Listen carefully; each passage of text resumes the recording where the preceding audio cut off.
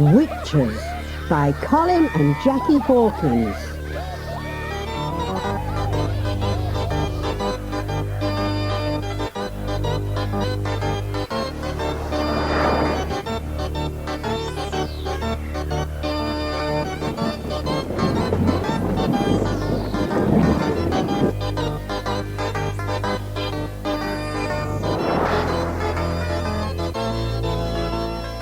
Which is which?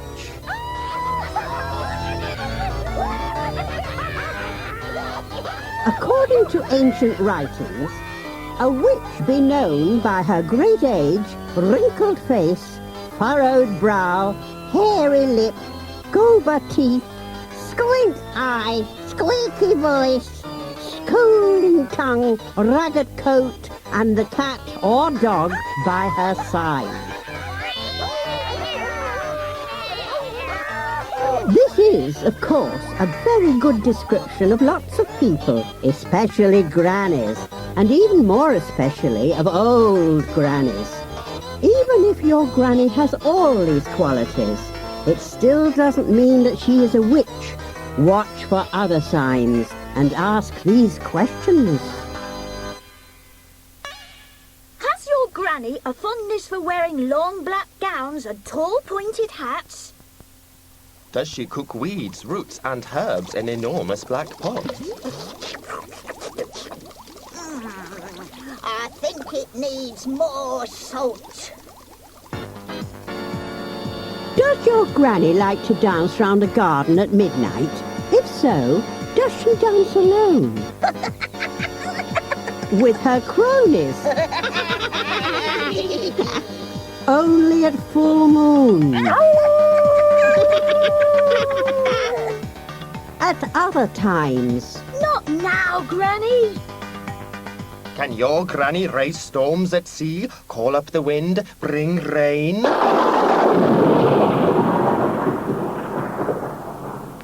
Does your granny fly? If so, does she fly on her broomstick? On the back of her cat? On an aeroplane? Can your granny change her shape? Have you ever seen her as a butterfly? A raven? A spider?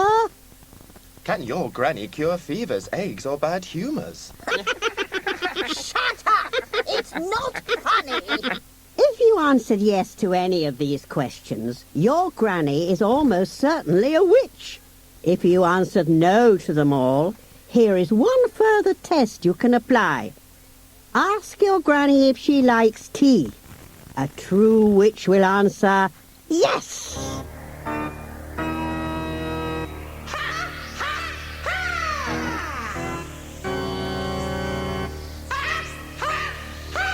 If you decide that your granny is definitely a witch, listen to this tape and find out more about the powers and practices of her kind. And be kind to her. Witches need lots of love.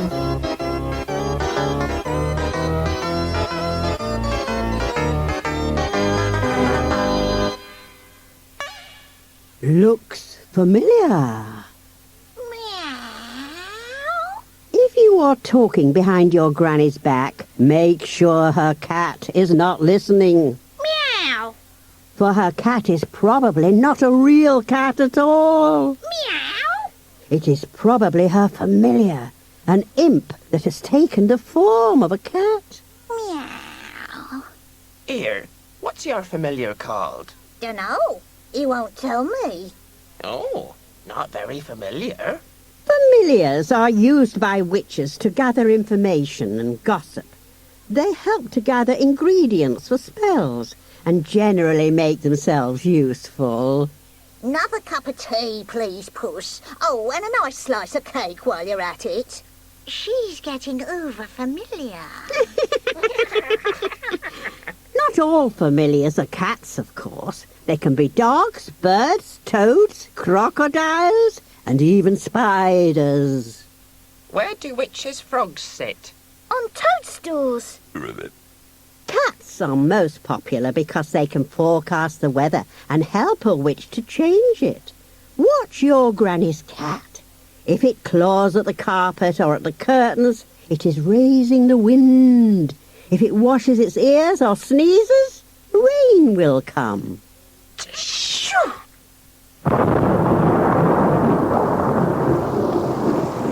Oh, no. I didn't bring my brolly. Though familiars are a great help to a witch and good company, they often become too familiar. Cats will often walk all over their witch. The expression, familiarity breeds contempt, comes from this habit. When is it bad luck to be followed by a black cat? When you're a mouse. What noise does a witch's car make? Brum, brum. If a witch has a twin, you can't tell which is which.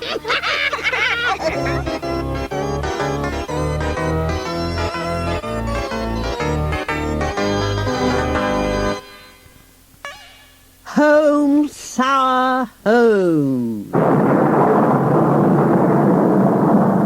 Witches tend to live in houses of great age, but it is not always easy to tell a witch's house for certain.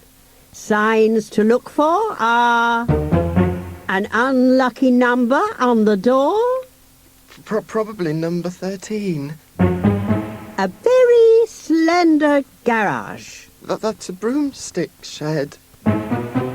multiple cat flaps, Beware of cats that stare. a weather vane blowing backwards, Weathercocks are protection against the powers of darkness. and a witch answering the door. Also, beware of bats in the hair, and remember, to be near an elder tree or witch oak after dusk is to run the risk of being placed in the power of witches. If you suspect that a house belongs to a witch, unless it is your granny's, do not go too close. You could become bewitched. Inside, the witch's house is well furnished, with molted cat fur carpets, raven flock wallpaper, and cobweb curtains at the windows. Upstairs, the bedrooms contain beds, baskets, bees' nests, perchers, crocodile cots, and cats' cradles. We will rock you, rock you, rock you. We will keep you smart and warm. Witches are often called out at night to cast spells or perform a bit of hocus-pocus, so they have to catch what sleep they can, snoozing in an easy chair or dozing in front of the television. Some people believe that witches never sleep at all. Ask your granny if she sleeps well. You will notice that witches never have newspapers delivered to their homes. Stale news is of no interest to them. They prefer to read the future in the flames of the fire. Well, you've heard of hot off the press, haven't you? Books are another matter. A witch needs a good library of recipe books and spell books and notebooks for writing up new spells. Also known as misspelling books. Not only bookworms will be found in the library, but book caterpillars, book beetles, and book spiders. Even the odd book frog will slide along the shelves. Ribbit, ribbit.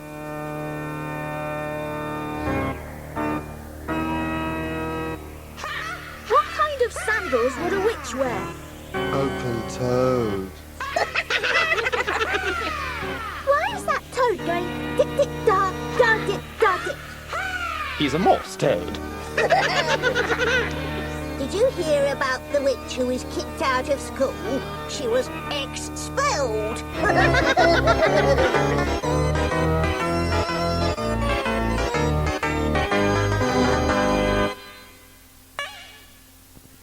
Hubble, bubble, bath. Baths are rarely, if ever, a private affair.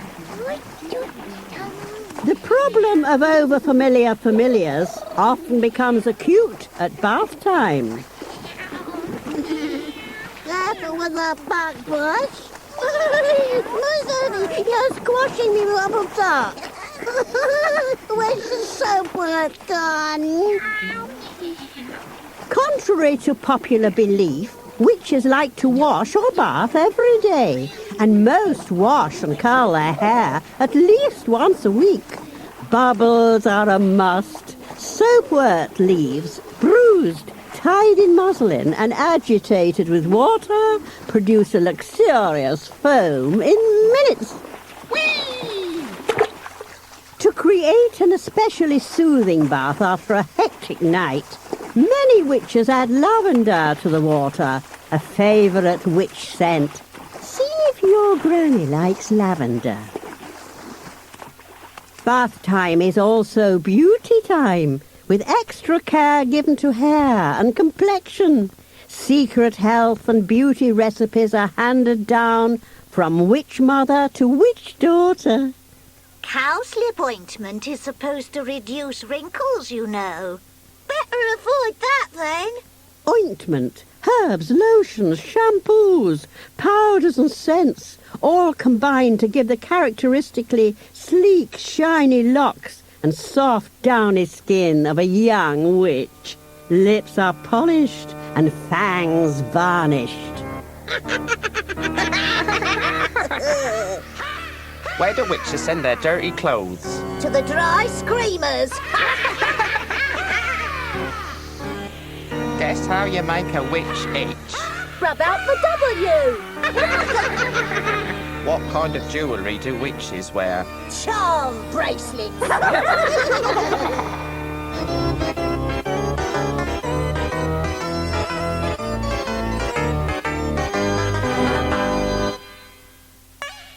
Witch wear.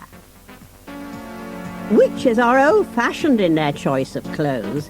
They believe that their garments should be hard-wearing and good value for money. And today's witch supermodel is Kate Mossbottom. Kate is modelling the latest nightlight hat, complete with funnel and snuffer, invaluable for reading in bed and on moonless nights. Moving down to explore those important nether garments, we see that the layered look is in, with the old favourite black vest, worn with a long line Liberty bodice. Under that, those daring winter warmth bloomers. Even the chilliest of broomstick handles couldn't get through those. And to finish it off, Kate has chosen the latest in black stretch stockings. Clothes should be warm for chilly October flights and reasonably waterproof, especially during June rain bottling. They need to be of a colour that will not show cauldron splashes or garden grubbings. And here's Kate again, ready to brave the frostiest of night flights. Notice in particular the hat brim, which can be folded down and tied over the ears in cold weather. Stout leather boots and fingerless mittens are a must. And Kate is also carrying a state-of-the-art portable cauldron. What you can't see, of course, are the cunningly concealed secret pockets.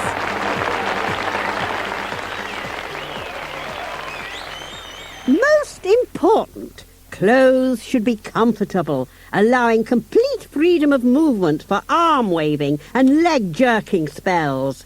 The classic witch gown has extra deep pockets for keeping such witch essentials as sandwiches, tea flasks, safety pins, string, old stockings, toads and knicker elastic. Ready to go, Aggie? Won't be a minute, Gussie. Just got to check my handbag. Now, let's see. Snap purse, pocket spellbook, flying ointment, whistle. What's that for? Calling up the wind. And police dogs, of course. A small umbrella for quick showers and squalls. I think that's the lots. Oops, hold on. Nearly forgot me wart bricking pin. You ready now? Ready?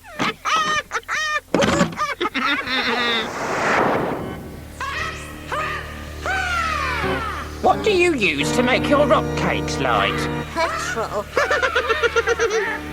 A pool a day makes witches gay, and pains in the belly can be cured by jelly.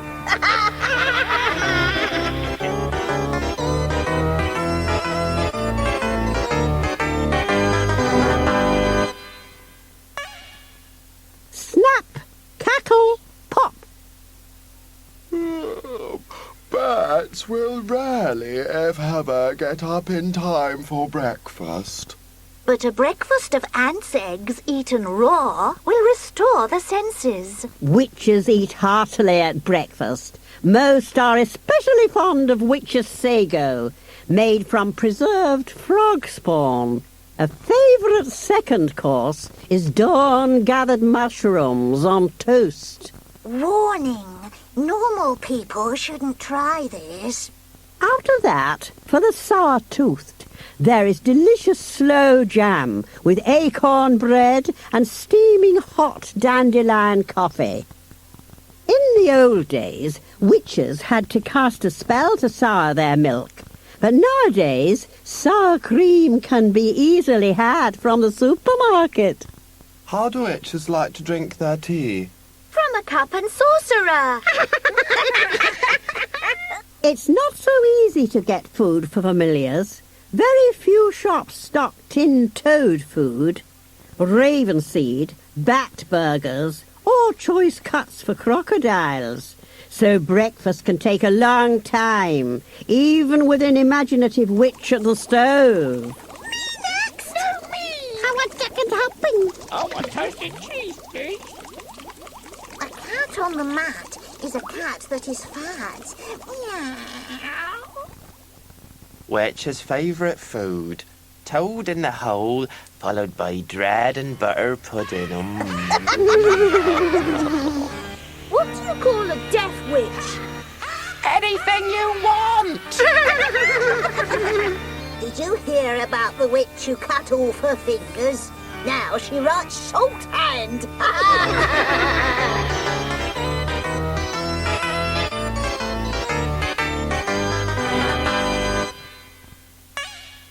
Shock in store. In times gone by, a witch had to trail from shop to shop for her provisions. Today she can shop in half the time and with twice the fun. The supermarket has become a great centre for witches' meetings, exchanging news, gossip and the latest spells, and taking part in the weekly race to the checkout. It is worth noting that witches like to shop between 5:30 and 7 o'clock on Friday evenings. Time to avoid supermarkets if at all possible. You've got more than 5 items in your basket. Nonsense. That's a 6-pack of spells, that is. 90% of butchers say they can recognise a witch in their shop. I wish these witches wouldn't whistle in my shop. That's the 3rd kilo of bangers I've lost today. Only the stalest bread will do for a really fussy witch. And French bread should be wrapped before leaving the bakery. Scram, you pesky birds, or I'll bash you with me baguette.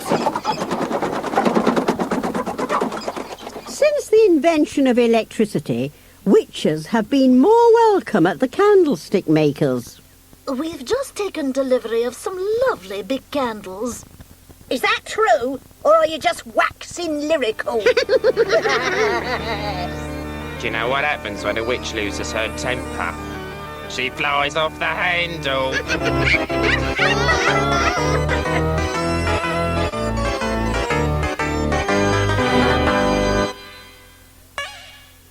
Green fingers. No, I haven't been picking my... Aggie. Few shops stock the variety of ingredients that a witch needs constantly at hand for her spells. So a witch must cultivate her garden, keeping the ground free from flowers that choke the weeds and clearing mushrooms from the space where nettles and toadstools grow.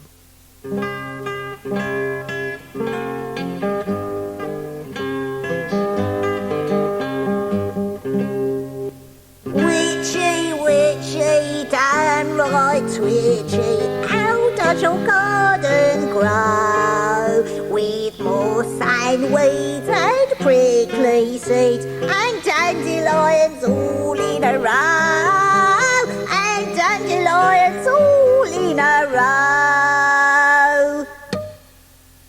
Because witches can hear a plant in pain, they are careful to cast plant sleeping spells before cutting a single stem.